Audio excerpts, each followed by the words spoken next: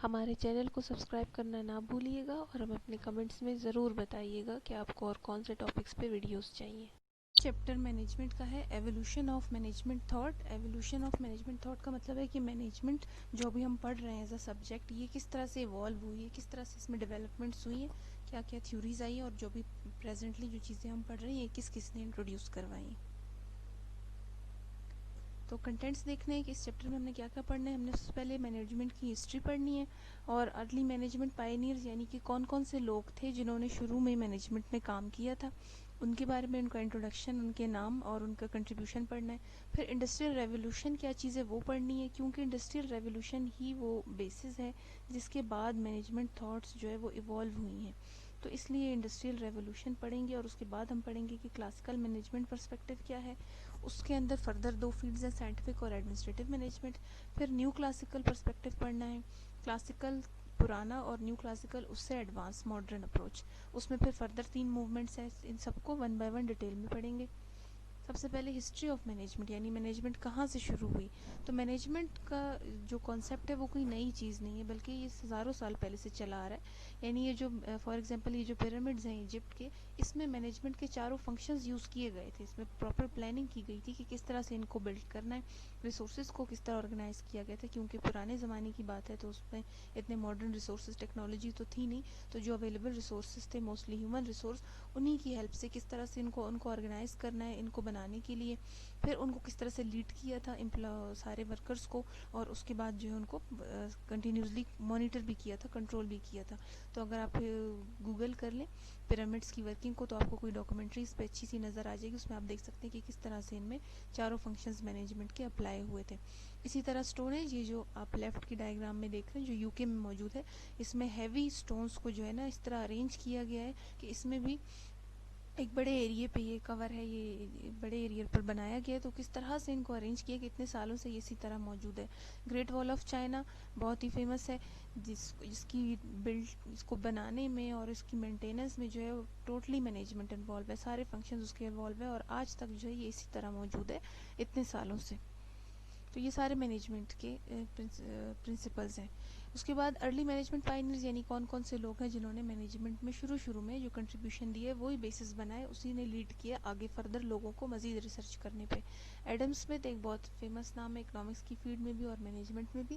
انہوں نے جو کانسیپٹ دیا تھا مینجمنٹ میں وہ ڈویژن آف لیبر کا دیا تھا۔ اس کا مطلب ہے کہ آپ ایک کمپلیٹ ایک جو جاب ہے اس کو ایسے as a whole he present مت کریں، بلکہ اس کو بریک ڈاؤن کریں ڈفرینٹ حصوں میں، ڈفرینٹ پارٹس میں۔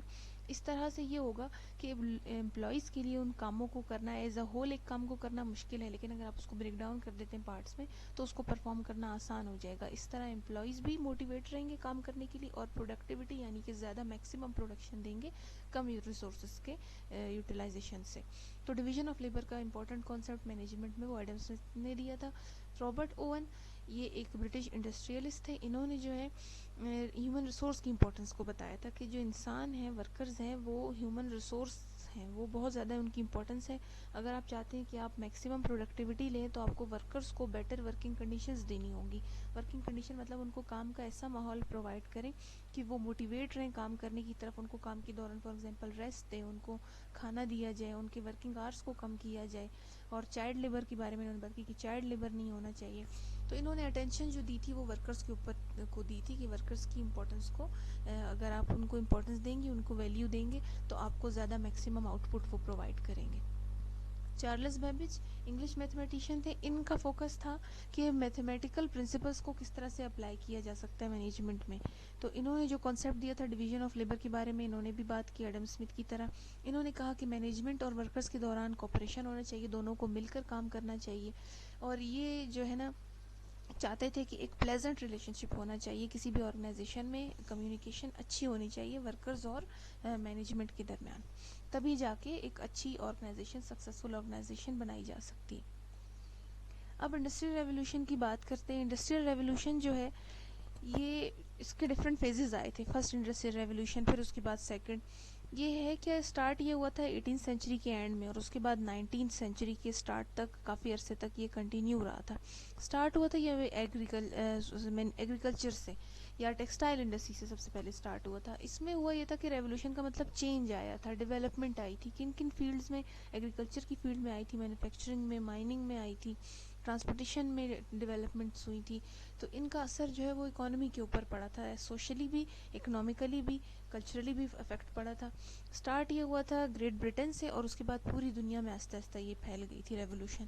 تو ہوا یہ تھا کہ مینول کام جو ہے وہ مینول سے میکینائزڈ ہو گیا تھا, یعنی کہ مینول ورک جو ہے وہ مشین بیس ورک کی طرف شفٹ ہو گیا تھا. پہلے زمانے میں ہیومن ریسورس اور اینیملز, یہی دو لوگ تھے موسٹ امپورٹنٹ ریسورس تھے جن کی مدد سے کام لیا جاتا تھا. پھر مشینری آ گئی, تو پھر انڈسٹریل ریولوشن میں مشینری کا امپورٹنٹ رول آیا کہ مشین کا زیادہ سے زیادہ استعمال کرے اور ہیومن ایفرٹ کم سے کم لگے. تو یہ انڈسٹریل ریولوشن تھی.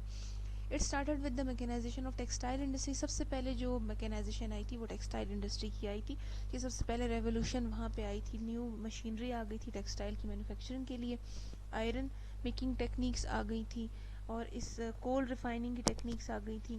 ٹریڈ کو جو ہے امپروو کیا گیا تھا, کس کے تھرو؟ ٹرانسپورٹیشن کے تھرو, یعنی ریلویز, روڈز بنائے گئے تھے تاکہ ٹریڈ یعنی کہ امپورٹ ایکسپورٹ فیسیلیٹیٹ ہو سکے. تو اس طرح ایک انڈسٹری سے, ریولوشن ہمیشہ ایک انڈسٹری سے سٹارٹ ہوتی ہے اور اس کا افیکٹ سب پر پڑتا ہے, کیونکہ سب آپس میں لنکڈ ہیں, ساری مل کر ایک اکانومی کو بنا رہی ہوتی ہیں. تو اس لیے ایک انڈسٹری کی ریولوشن سے دوسری انڈسٹری میں ریولوشن ہے, اور اسی طرح یہ کرتے کرتے ساری انڈسٹری اور ساری دنیا میں پھیل گیا. تو اس انڈسٹریل ریولوشن کے نتیجے میں جو ہے بہت سی پرابلمز ارائز ہوئی تھی. ان کے سولوشن کے لیے بہت سے لوگ تھے جنہوں نے جو ہے وہ تھیوریز پیش کی, ڈفرینٹ سولوشن پیش کیے. تو سب سے پہلے کلاسیکل مینجمنٹ پرسپیکٹیو دیکھنا ہے. کلاسیکل مینجمنٹ جو سب سے پہلے کی جو تھاٹس ہیں مینجمنٹ کی, انیشیل جو ہم کہہ سکتے ہیں کہ سب سے پہلا کام ہے کلاسیکل, وہ مینجمنٹ کی فیلڈ میں وہ کلاسیکل مینجمنٹ پرسپیکٹیو کہلاتا ہے. One of first school of management thought. تو فرسٹ کا مطلب ہے کہ سب سے بیسک, سب سے اسٹارٹ میں جو ہے مینجمنٹ تھاٹ کے بارے میں جو تھیوریز آئی تھیں ان کو کلاسیکل مینجمنٹ پرسپیکٹیو کہتے ہیں. پھر انہیں کو آگے فردر جو ہے وہ ایڈوانس کیا گیا, ریفائن کیا گیا. تو انڈسٹریل ریولوشن کے نتیجے میں بہت سے پرابلم ارائز ہوئے تھے, جس میں شارٹیج آف لیبر سب سے امپورٹنٹ تھا. تو اس کے سولوشنس کو ڈھونڈنے کے لیے جو لوگوں نے کام کیا ان کو کلاسیکل مینجمنٹ تھیوریز کہا جاتا ہے.